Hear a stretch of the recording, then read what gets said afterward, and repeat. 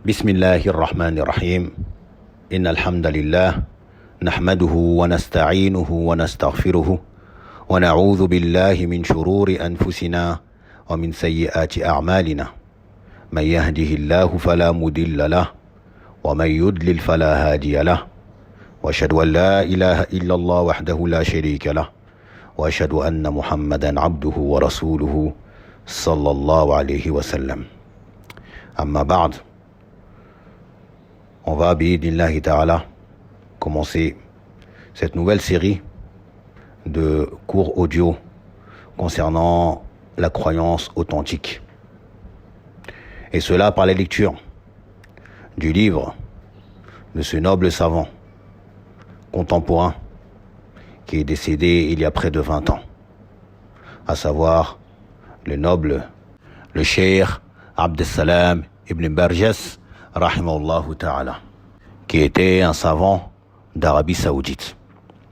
Elle a écrit un épître qui regroupe la croyance authentique des gens de la Sunna, Ahlus Sunnati wal Jama'a, Al-Firqatu Al-Najiyah, Al-Ta'ifatu Al-Mansoura, la fraction sauvée, le groupe victorieux. Comme le prophète sallallahu alayhi wa sallam a informé, qui sont Man kana ala mithli ma ana alayhi al-yawma wa ashabi, ceux qui sont sur la même voie que je suis moi aujourd'hui ainsi que mes compagnons. Donc qui est la voie des salaf as-salih, radiyallahu anhum ajma'in.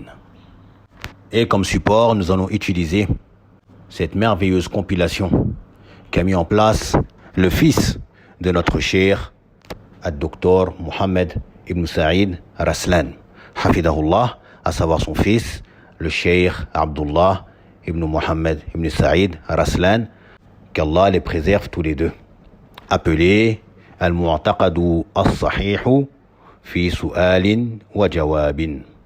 Donc, la croyance authentique sous forme de questions et réponses.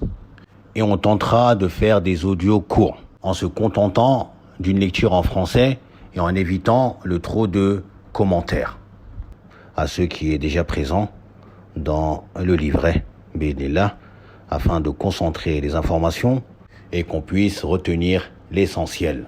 Et on demande à Allah Azza wa Jal qui nous facilite la compréhension, l'acceptation et la mise en pratique de ce qu'on va lire, car il en résultera pour celui et celle qui s'y conformera le bonheur ici-bas et dans l'au-delà. Et pour quiconque s'en détournera, eh bien ce sera le malheur ici-bas et dans l'au-delà, qu'Allah nous en préserve. Donc ici le livret commence par Ad-Darsu Al-Awwal, leçon numéro 1. Al-Mu'taqadu As-Sahihu Fi Tawhid Ar-Rububiyyah, la croyance authentique concernant l'unicité dans la Seigneurie. Il nous dit As-Su'al Al-Awwal, la première question. Ma aqidatuna fi tawhid ar-rububiyyah, quelle est notre croyance concernant l'unicité de la Seigneurie? Et il nous dit en réponse que les gens de Ahlus Sunnati wal Jama'a, qui sont les gens de la Sunna et du groupe, croient qu'Allah est lui le seul et unique créateur, le seul et unique à posséder et à gérer. C'est-à-dire que Allah Azza wa Jal, il est l'unique créateur. Tout ce qui existe n'est que le fruit de la création d'Allah subhanahu wa ta'ala.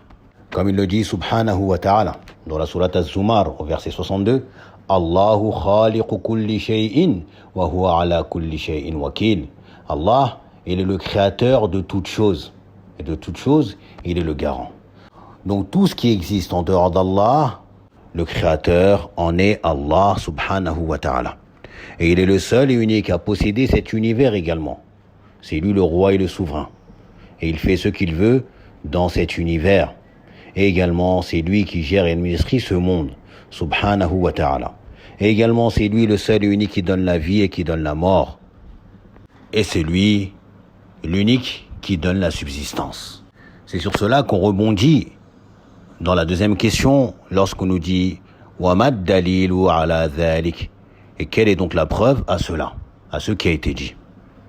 Et il nous mentionne que la preuve se trouve dans la parole d'Allah subhanahu wa ta'ala, dans la sourate Al-A'raf au verset 54, où il dit « Inna rabbakumullahu alladhi khalaqa as-samawati wal-arda fi sittati ayyamin thumma stawa 'ala al-'arsh » Votre Seigneur, c'est Allah qui a créé les cieux et la terre en 6 jours, puis il s'est établi au-dessus du trône.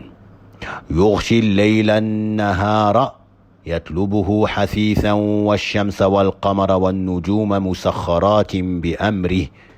Il couvre le jour de la nuit, qui poursuit celui-ci sans arrêt. Il a créé le soleil, la lune et les étoiles qui sont soumis à son commandement. Ala lahul khalqu wal amr. La création et le commandement n'appartiennent qu'à lui.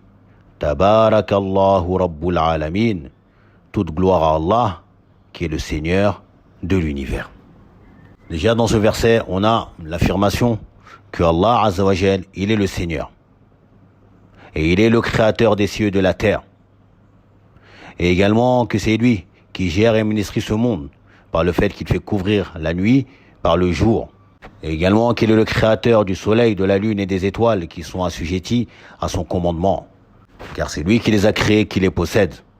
Puis il termine le verset en affirmant que la création ainsi que le commandement lui appartiennent à lui seul.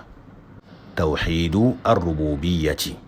Mais également l'auteur a apporté une autre preuve, qui est la parole d'Allah Azza wa Jal dans la sourate Shura, traduite par la concertation ou la consultation, au verset 49, où il dit subhanahu wa ta'ala Lillahi mulku samawati wal ard yakhluqu ma yasha yahabu liman yasha'u inathan wa yahabu liman yasha'u adh-dhukur. Al-aya. Donc il nous dit subhanahu wa ta'ala, sur une traduction approximative des sens du verset, à Allah appartient la royauté des cieux et de la terre. Il crée ce qu'il veut. Il fait don de filles à qui il veut et don de garçons à qui il veut. Donc ici dans ce verset nous avons l'affirmation que Allah, il est le seul et unique qui possède les cieux et la terre, ce qu'il y a dedans et ce qu'il y a entre les deux. Et il est également lui, le seul et unique, qui donne la subsistance et qui accorde à chacun sa subsistance. Puis la troisième question qui est Hal naza'a al-mushrikuna fi tawhid ar-rububiyyah. Les associateurs ont-ils disputé ce tawhid ar-rububiyyah, c'est-à-dire l'ont-ils renié ou réfuté? Donc le shir rahimahullah ta'ala nous donne en réponse que ce tawhid, personne parmi les gens n'a contredit ou disputé ce tawhid, qu'il soit musulman ou mécréant. Il veut dire par cela que tout le monde croit et reconnaît en l'unicité d'Allah dans sa seigneurie, à savoir qu'il est l'unique créateur, celui qui donne la subsistance, qui gère et administre ce monde, qui donne la vie et qui donne la mort, et qui possède cet univers. Tous ont cette croyance et cette conviction. Et nous donne comme preuve, tirée du Coran, la parole d'Allah subhanahu wa ta'ala dans la sourate Luqman, au verset 25, où Allah Azza wa Jalla dit Wala in sa'altahum man khalaqa as-samawati wal ard la yaqulunna Allah qul alhamdulillahi bal aktharuhum la ya'lamun. Allah Azza wa Jalla dit sur une traduction approximative, si tu leur demandes qui a créé les cieux et la terre, ils diront c'est Allah. Dis louange à Allah, mais la plupart d'entre eux ne savent pas. Et ce genre de verset se répète à nombreuses reprises dans le Coran, où Allah ordonne au prophète sallallahu alayhi wa sallam d'interroger les associateurs concernant celui qui a créé les cieux et la terre, concernant celui qui fait descendre une eau du ciel, concernant celui qui donne la vie et qui donne la mort, concernant celui qui gère et administre ce monde, jusqu'à les interroger concernant leur propre création, qui les a créés. Et à toutes ces questions, les associateurs répondent que c'est Allah. Comme c'est venu dans les derniers versets de la sourate Az-Zukhruf, où Allah Azza wa Jalla dit Wala in sa'altahum man khalaqahum la yaqulunna Allah fa anna yufakun. Allah Azza wa Jalla dit son traduction approximative des sens du verset 87 de la sourate Az-Zukhruf, qui est la sourate numéro 43. Et si tu leur demandes qui les a créés, ils diront très certainement c'est Allah. Comment se fait-il donc qu'ils se détournent?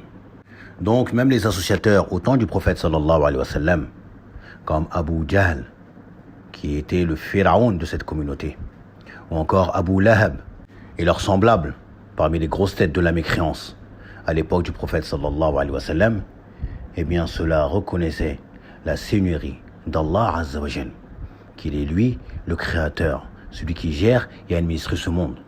Et jamais ils n'ont pu croyance que c'était leurs idoles, leurs statues, Al-Lat, Al-Uzza, Manat, Hubal. Si tu leur demandes qui les a créés, ils vont jamais dire que c'est Al-Lat ou encore Al-Uzza. Si tu leur demandes qui fait descendre l'eau du ciel afin d'en faire sortir toutes sortes de nourriture de la terre, ils diront pas c'est Hubal. Plutôt ils diront c'est Allah. Et de cela, on en vient à la quatrième question, qui est إذا كان المشركون آمنوا بتوحيد الربوبية فلما اتخذوا آلهة من دون الله. Il nous dit, si donc les associateurs reconnaissaient l'unicité de la seigneurie, alors pourquoi ont-ils pris des divinités en dehors d'Allah? Et l'auteur, il nous dit comme réponse que ces associateurs avaient pour conviction que leur divinité était un moyen par lequel ils se rapprocheraient davantage d'Allah Azza wa Jal. Et cela en les plaçant comme intermédiaires entre eux et Allah. Mais également qu'ils les prenaient comme intercesseurs auprès d'Allah subhanahu wa ta'ala, comme Allah Azza wa Jal nous informe dans la sourate Az-Zumar, au verset 3, où il dit subhanahu wa ta'ala, Ala lillahi ad-dinul khalis. C'est à Allah qu'appartient la religion pure. والذين اتخذوا من دونه أولياء ما نعبدهم إلا ليقربونا إلى الله زلفى. Tandis que ceux qui prennent des protecteurs en dehors d'Allah, ils disent, nous ne les adorons que pour qu'ils nous rapprochent davantage d'Allah. Donc ceci est leur soi-disant motif et raison pour laquelle ils adoraient autre qu'Allah. Et Allah va réfuter et annuler ce faux motif et invalide qu'ils ont avancé lorsqu'il dit subhanahu wa ta'ala à la suite de cela, Inna Allah yahkumu baynahum fima hum fihi yakhtalifun. Allah jugera parmi eux sur ce en quoi ils divergent. Inna Allah la yahdi man huwa kadhibun kaffar. Et Allah ne guide pas celui qui est menteur et grand ingrat. Et cela du fait qu'ils ont renié les versets d'Allah et également son unicité. Et également le cheikh, rahimahullah ta'ala, apporte un deuxième dalil en la parole d'Allah subhanahu wa ta'ala dans la sourate Sad au verset 5. أَجَعَلَ الْآلِهَةَ إِلَهًا وَاحِدًا إِنَّ هَذَا لَشَيْءٌ عُجَابٌ. Où Allah Azza wa Jal nous informe de la réponse des associateurs au temps du prophète sallallahu alayhi wa sallam lorsqu'il les appelait à dire la ilaha illallah. La ma'bouda bihaqqin illallah, que aucune divinité ne mérite d'être adorée légitimement si ce n'est Allah. Et ils comprenaient très bien le sens de cette parole et ce qu'elle impliquait. C'est pour cela qu'ils ont répondu ce qu'Allah nous a mentionné dans ce verset, à savoir, selon une traduction approximative des sens du verset, a-t-il réduit nos divinités à une seule et unique divinité? Voilà une chose vraiment étonnante. Puis la question numéro 5, à savoir, إذا كان هذا التوحيد مستقرا في النفوس فلماذا قرره الله في القرآن الكريم. Donc il nous dit, si cette forme de tawhid, à savoir tawhid al-rububiyya, était établie en chaque personne, alors pourquoi Allah l'a-t-il mentionné et réitéré dans le Coran al-Karim? Donc ici cette question est, si les gens reconnaissent tous ce tawhid al-rububiyya, pourquoi donc Allah le mentionne et le répète dans son livre, bien que tout le monde reconnaisse ce tawhid? Il nous dit que Allah Azza wa Jal a mentionné et réitéré ce tawhid afin de l'affirmer et de le confirmer et de prouver le caractère obligatoire du tawhid al-uluhiyya, c'est-à-dire le tawhid de l'adoration, que les actes d'adoration ne doivent être voués qu'à Allah seul, sachant que le tawhid al-rububiyya est une preuve, un moyen menant à ce tawhid al-uluhiyya. C'est-à-dire que tawhid ou ar-rububiyya est mentionné pour t'amener à croire et à reconnaître l'unicité d'Allah dans son adoration. Comme ici, il nous mentionne comme preuve qui est ce verset qui se trouve dans Surat al-Baqarah, qui contient le premier ordre que Allah nous adresse lorsque nous ouvrons le Mus'haf, qui est où Allah Azza wa Jalla dit au verset 21, Ya ayyuhan nasu ubudu rabbakum alladhi khalaqakum walladhina min qablikum la'allakum tattaqun. Allah Azza wa Jalla dit sur une traduction approximative de ce verset, Ô homme, adorez votre Seigneur. Ensuite, il nous mentionne qui est ce Seigneur qu'on doit adorer. Il dit qui vous a créé vous et ceux qui vous ont précédés. Ainsi, atteindriez-vous la piété. Donc déjà dans ce verset, Allah nous ordonne de l'adorer, lui seul. Puis, il nous mentionne pourquoi doit-on l'adorer lui plutôt qu'un autre. Et il mentionne la création. Cet attribut de la création, qui est la première chose qu'on mentionne dans Tawhid ar-Rububiyya. Puis, dans le verset qui suit, Allah continue de nous mentionner des actes qui lui sont propres à lui, qui font partie de sa Rububiyya. Et cela pour nous conduire et nous amener à la foi et à la reconnaissance qu'il est le seul et unique qui mérite légitimement de plein droit d'être adoré et que l'adoration est son droit à lui seul. Il dit subhanahu wa ta'ala, en continuant, en mentionnant ces actes, الذي جعل لكم الأرض فراشا والسماء بناء وأنزل من السماء ماء فأخرج به من الثمرات رزقا لكم. Donc il mentionne ces actes, subhanahu wa ta'ala, sur une traduction approximative, il dit, c'est lui qui vous a fait la terre un lit, et cela par le fait qu'il l'a aplani. Et le ciel, il en a fait un toit. Il fait descendre la pluie du ciel, et par celle-ci, il fait sortir toutes sortes de fruits pour vous nourrir.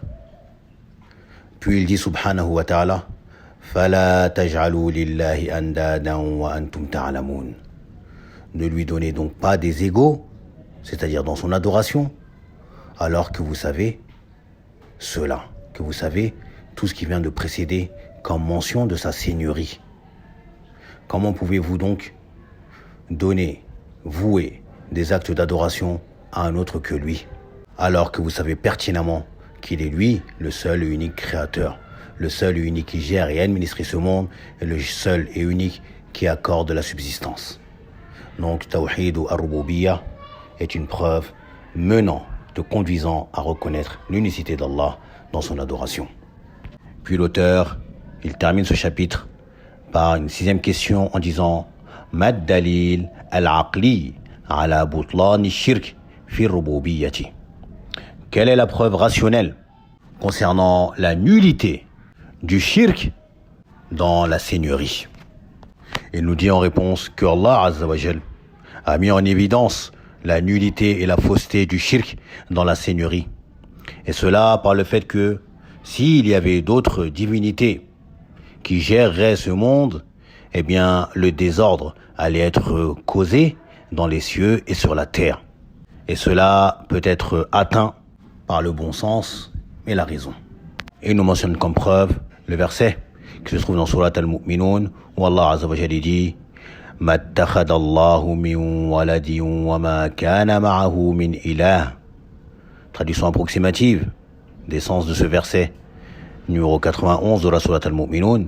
Allah ne s'est point attribué un enfant et il n'y a aucune divinité avec lui. إِذًا لَذَهَبَ كُلُّ إِلَٰهٍ بِمَا خَلَقَ وَلَعَلَا بَعْضُهُمْ عَلَى بَعْضٍ سُبْحَانَ اللَّهِ عَمَّا يَصِفُونَ. Il dit sous une traduction approximative des sens de ce verset, et il n'est point d'autre divinité avec lui. Et si c'était le cas, chaque divinité s'en irait avec sa propre création en cherchant à dominer l'autre. Gloire et pureté à Allah, qui est bien au-dessus de tout ce qu'ils décrivent. Et sur cela, nous avons terminé ce premier chapitre concernant Tawhid ou Ar-Rububiyya. Et on demande à Allah Azza wa Jal qu'il nous fasse profiter de ce qu'on vient de lire et d'entendre et qu'il nous fasse mettre cela en pratique et qu'il nous raffermisse sur la croyance authentique, celle léguée par le prophète sallallahu alayhi wa sallam. سبحانك اللهم وبحمدك واشهد ان لا اله الا انت واستغفرك واتوب اليك. بارك الله فيكم.